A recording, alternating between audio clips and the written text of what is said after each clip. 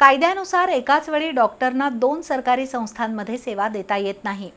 पण एक अस्थिरोग तज्ज्ञ डॉक्टर CPR आणि सावित्रीबाई फुले रुग्णालयात मानसेवी डॉक्टर म्हणून काम करत आहेत.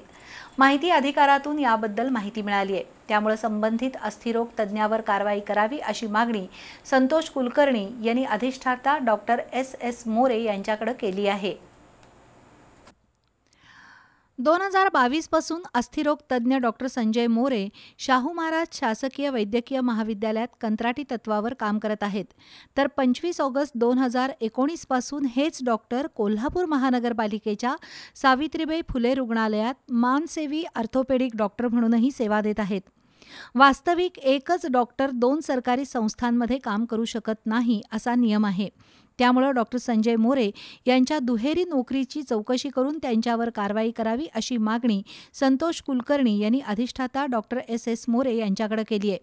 डॉक्टर मोरे हे CPRमध्ये कंत्राटी तत्वावर असले तरी सावित्रीबाई फुले रुग्णालयात गोरगरीब रुग्णांवर उपचार करत आहेत.